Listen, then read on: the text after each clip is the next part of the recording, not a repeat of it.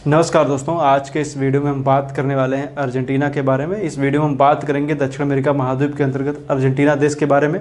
इससे पहले मैंने ब्राज़ील देश के बारे में बताया था। आज का ये वीडियो अर्जेंटीना देश के ऊपर है। आप लोग इस वीडियो को देखिएगा, काफ़ी इंपॉर्टेंट वीडियो रहने वाला है। इसमें हम कई सारी चीज़ों की चर्चा करेंगे, बहुत सारे जो इंपॉर्टेंट फैक्ट हैं उनको भी हम इसमें बताएंगे। तो मैं आइए देखते हैं दक्षिण अमेरिका महाद्वीप के अंतर्गत अर्जेंटीना के बारे में। मैंने बताया था कि किसी भी देश को पढ़ने से पहले उसके आसपास की वाटर बॉडी, वो उसकी किस देश से सीमा लगती है, ये थोड़ा जानना जरूरी है। तो अर्जेंटीना की जो बात करेंगे तो दक्षिण अमेरिका महाद्वीप का ये दूसरे नंबर पर सबसे बड़ा देश है। पहले पे ब्राज़ील है, दूसरे पे अर्जेंटीना है। तो आइए देखते हैं क्या है खासियत अर्जेंटीना की। तो बात करेंगे जब अर्जेंटीना की, तो आसपास की वाटर बॉडी, तो इसकी वाटर बॉडी की बात करेंगे तो दक्षिणी क्षेत्र में जब हम देखेंगे, क्योंकि दक्षिणी गोलार्ध में पड़ता है, तो इसके जो पूर्वी किनारे पर जो पड़ेगा ये पूरा अटलांटिक महासागर है। और दक्षिणी किनारे पर देखेंगे तो यहाँ पर चूंकि इसकी सीमा प्रशांत महासागर से एक तरीके से कह सकते हैं नहीं लगती है, और जो ये वाला हिस्सा इस तरफ पड़ेगा ये प्रशांत महासागर है। लेकिन चूंकि यहाँ पर पूरा चिली आ जाता है, यहाँ तक पूरा लगभग यहाँ तक पूरा चिली है, तो चिली से सीमा लगती है, तो इस वजह से इसकी सीमा प्रशांत महासागर से नहीं लगती। हालांकि मैगलन जल संधि जो है, मैगलन जल संधि और जो है वो अटलांटिक और प्रशांत को आपस में जोड़ती है। अर्जेंटीना के भी दो पार्ट, टेरा डेल फ्यूगो और अर्जेंटीना के मुख्य भूमि से अलग करती है। तो अभी हम इसकी बात करेंगे, इसके बारे में भी आएंगे तो बात करेंगे मैगलन के बारे में। तो एक तरफ देखेंगे तो पूरा इस तरफ जो पूरा है वो अटलांटिक महासागर है। अटलांटिक महासागर में भी अंदर बहुत सारे छोटी छोटी वाटर बॉडी हैं, जैसे सेंट मैटिस खाड़ी, सेंट जॉर्ज खाड़ी। ये दो इंपॉर्टेंट हैं, इनको आप याद रख सकते हैं। हालांकि सेंट जॉर्ज आपको ज़्यादा याद रखना है। यहाँ पर रियो दी ला प्लाटा है। रियो दी ला प्लाटा दरअसल एक कह सकते हैं डेल्टाई क्षेत्र, यहाँ पर कह सकते हैं दोनों नदियों के क्षेत्र पर स्थित है। इसको रियो दी ला प्लाटा बोलते हैं। इसमें पराना और पराग्वे और उरुग्वे तीनों नदियाँ आकर के यहाँ पर इस क्षेत्र में आकर के मिलती हैं, तो उसकी भी हम बात करेंगे। आइए देखते हैं। और जब हम बात करेंगे तो हमारे सामने आएगा कि इस देश की और किस किस देश से सीमा लगती है। तो और किस किस देश से सीमा लगने के क्रम में जब हम आएंगे तो इसकी सीमा लगती है उरुग्वे से, ब्राज़ील से, पराग्वे से, बोलीविया से और चिली से। इतने देशों से इसकी सीमा लगती है। काउंट कर लीजिए 1 2 3 4 5 कंट्री हैं, उनसे इसकी सीमा लगती है। बाकी को जो बात करेंगे कि आसपास के और क्षेत्रों की बात करें तो देशों का क्रम तो मैंने बता ही दिया, कौन कौन से कैसे कैसे यहाँ पे इसकी वाटर बॉडी है, कहाँ पे कैसे कैसे, वो सब मैंने बता दिया। अब जब अर्जेंटीना में अंदर आएंगे तो हम देखेंगे अर्जेंटीना की भौगोलिक विशेषताएं क्या क्या हैं। तो बात करेंगे अर्जेंटीना की, तो सबसे पहले मैं बता दूं कि अर्जेंटीना का जो पश्चिमी किनारा है या पश्चिमी हिस्से पर यहाँ पर पूरी फैली हुई, इसको बोलते हैं एंडीज। क्या है? एंडीज।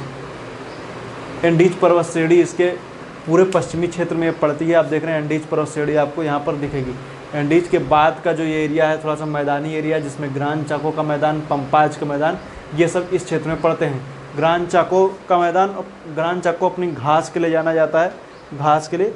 तो ग्रान चाको यहाँ पर जब घास उगती है तो उसको घास को क्या किया जाता है कि जानवरों को खिलाया जाता है। काफ़ी हरी भरी घास होती है, जिससे जानवर कह सकते हैं एक तरीके से पशुपालन के लिए ये क्षेत्र काफ़ी फेमस है, ग्रान चाको।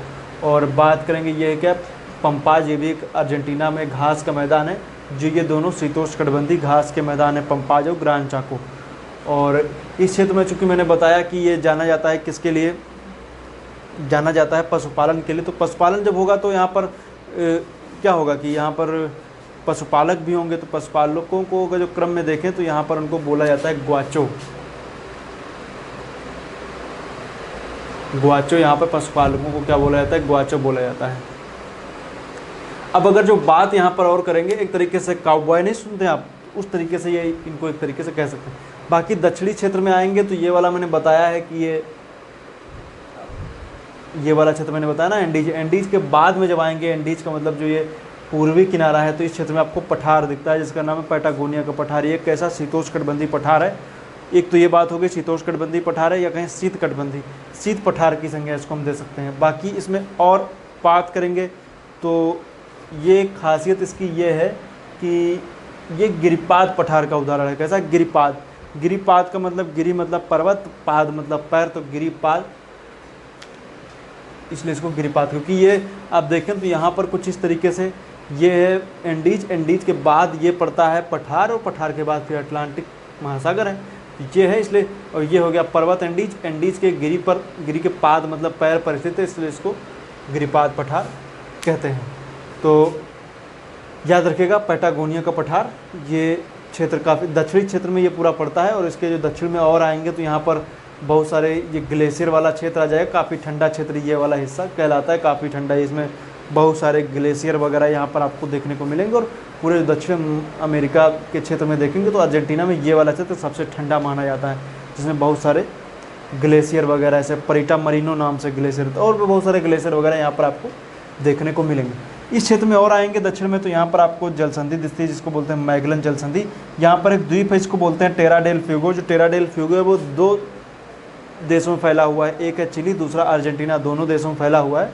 और टेरा डेल फ्यूगो चिली और अर्जेंटीना, इसी के बीच में हम देखेंगे तो ये यहाँ पर चिली और अर्जेंटीना के बीच में छोटी सी एक जलसंधि और भी है, वाटर बॉडी, इसको बोलते हैं बीगल स्टेट, बीगल जलसंधि के नाम से जानते हैं। तो लेकिन बीगल जलसंधि जो था, ये जो डार्विन जो थे शुरुआती खोजकर्ताओं में, जब डार्विन का नाम सुने होंगे आप, तो डार्विन जब खोज करने के लिए यहाँ आए थे तो टेरा डेल फ्यूगो भी गए थे। तो उसी क्रम में उनके जहाज़ का नाम बीगल था, तो इसलिए इसका नाम रख दिया गया बीगल जलसंधि। कोई इंपॉर्टेंट नहीं है। बाकी आप टेरा डेल फ्यूगो के और दक्षिण में जब जाएंगे तो अंटार्कटिका पहुँच जाएंगे। तो अंटार्कटिका जब पहुँच जाएंगे तो अंटार्कटिका और टेरा डेल फ्यूगो के बीच में जलसंधि है, ड्रैक पैसेज, उसको भी आप याद रखेगा। तो यहाँ पर ड्रैक पैसेज, मैगलन ऐसे थे कि उन्होंने पूरी दुनिया की खोज, इन्होंने दुनिया का एक चक्कर मार दिया था पूरा एक तरीके से। मैगलन आप जान रहे हैं, मैगलन के बारे में हम आगे चल करके चर्चा करेंगे कि जब हम बात करेंगे कि जो 14वीं शताब्दी के आसपास, 14वीं 15वीं शताब्दी में जब खोज का दौर चलता है, तो उस दौर में जब चाहे वो स्पेन हो या फिर बात करें पुर्तगाल हो, ये शुरुआत में सबसे आगे रहे हैं खोजकर्ताओं में। तो इन्होंने स्पेन, फ्रांस, आगे स्पेन और फ्रांस, पुर्तगाल, इंग्लैंड, ये शुरुआत में 4 सबसे ज़्यादा खोजकर्ताओं में रहे। डच भी रहे हालांकि। तो उन्हीं में क्रम में देखेंगे तो बहुत सारे खोजकर्ता दुनिया की खोज में निकलते हैं, क्योंकि उस टाइम पे अधिकतर जैसे थे वो, जैसे मान लीजिए बात की जाए तो बहुत से ऐसे आपको दिखेंगे जो खोजकर्ताओं में, जैसे चाहे आप मैगलन का नाम ले लीजिए, चाहे आप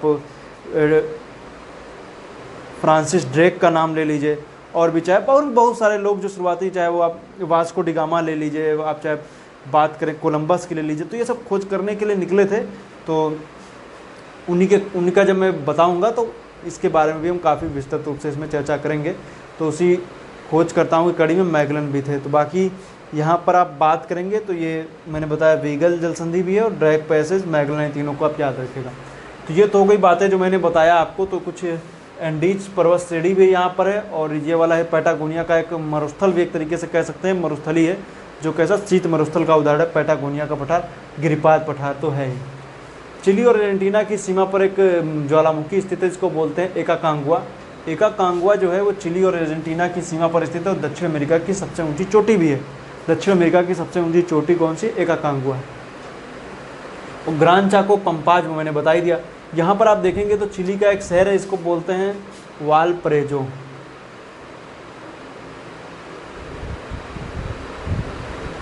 वालपरेजो, तो वालपरेजो से लेकर के ब्यूनस आयर्स तक, ब्यूनस आयर्स क्योंकि अर्जेंटीना की राजधानी है ना, वहाँ से लेकर यहाँ तक एक रेल मार्ग जाता है, इसको बोलते हैं ट्रांस इंडियन रेल मार्ग।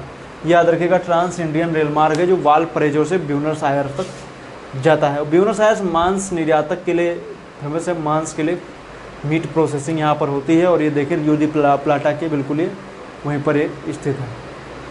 तो तटीय क्षेत्र पर स्थित है राजधानी इसकी ब्यूनस आयर्स, याद रखिएगा। तो ट्रांस इंडियन रेल मार्ग वालपरेजो से ब्यूनस आयर्स।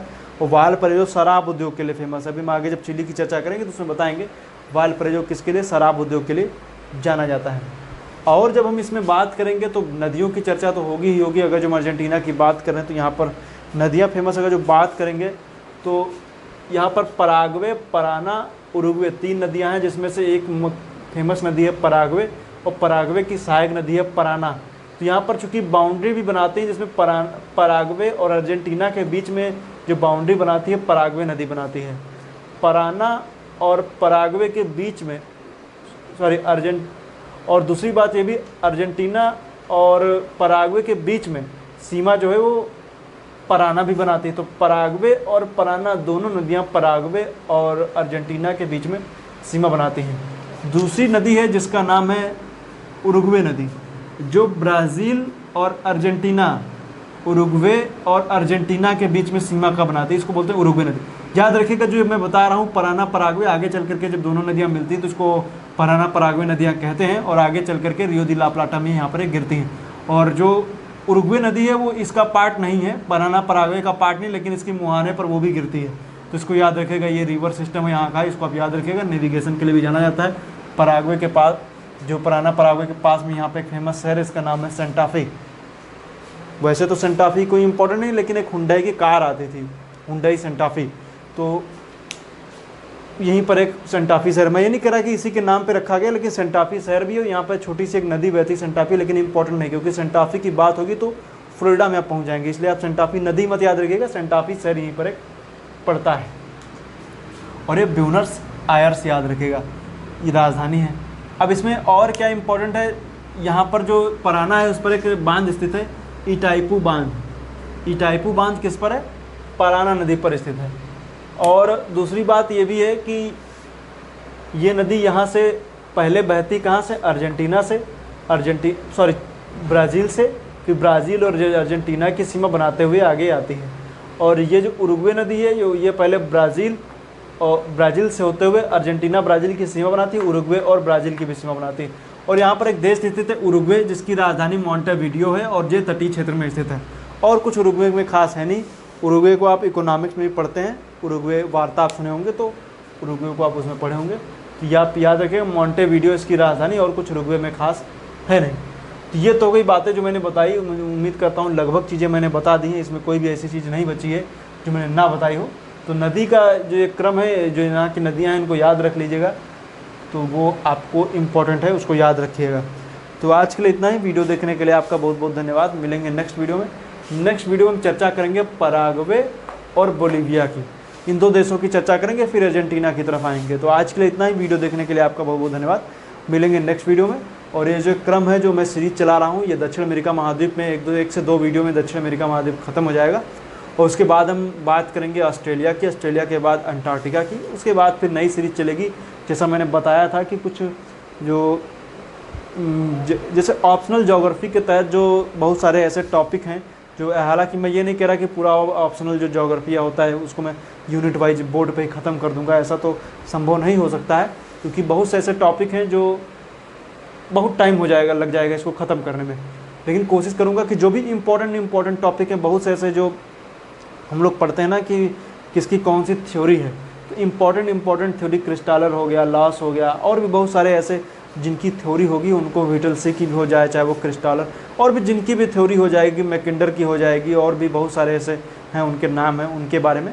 तो उनकी जो भी थ्योरी होगी उनको हम इस पर कवर करेंगे, यूनिट वाइज कवर करेंगे। किसी यूनिट को उठाएंगे तो उसमें जो भी इम्पोर्टेंट थ्योरी रहेंगी, जो भी रहेंगी, उन सबको हम उसमें कवर कर देंगे, ताकि एक यूनिट वाइज एक बेसिक नॉलेज आपको यूनिट की पता चल जाए। क्योंकि वैसे तो कोई भी ऐसी यूनिट नहीं होगी जिससे रिलेटेड आपको वीडियो ना मिले। आप वर्ल्ड ज्योग्राफी की जब प्लेलिस्ट में जाएंगे तो आपको कंप्लीट वर्ल्ड ज्योग्राफी नाम से एक प्लेलिस्ट मिलेंगी, आप वहाँ पर चले जाएंगे तो आपको लगभग चीज़ें आपको वहाँ पर मिल जाएंगी। तो लेकिन फिर भी बहुत सारी चीज़ें जो है वो मैं भी नहीं बता पाया हूँ, तो उनको हम कवर करेंगे। जैसे अभी एक बात की जाए कि जब मैं इंडिया ज्योग्राफी बता रहा था, इंडियन ज्योग्राफी, तो उसमें मैंने भी थार मरुस्थल के बारे में मैंने कोई स्पेशल वीडियो नहीं बनाई थी। तो एक वीडियो में थार मरुस्थल के बारे में बताऊंगा, वहाँ के सिस्टम के बारे में बताऊंगा, थार मरुस्थल क्यों बना उसके बारे में बताऊंगा, कैसे बना उसके बारे में बताऊंगा, आगे की परिस्थितियों के बारे में चर्चा करेंगे। वहाँ पर थार मरुस्थल में जो लोकल स्तर पर जो आप सुनते हैं ना कि कौन कौन से, जैसे हम लोग एक बेसिक तौर पर पढ़ते हैं बरखान, लेकिन वहाँ पर बहुत सारे ऐसे और भी बहुत सी आकृतियाँ थार मरुस्थल के अंतर्गत जो पवनों के द्वारा बनाई गई आकृतियाँ होती हैं, उनको हम उसमें बताएंगे। तो आज के लिए इतना ही। जल्द ही ये सीरीज शुरू होगी तो उसमें हम सब कुछ कवर करेंगे, लेकिन ये जो थार मरुस्थल का वीडियो है मैं जल्दी आपके सामने लेकर के आऊँगा कि आखिर ये सूख क्यों गया और ये मरुस्थल बन क्यों गया, इसके बारे में चर्चा करेंगे। तो आज के लिए इतना ही। वीडियो देखने के लिए आपका बहुत बहुत धन्यवाद।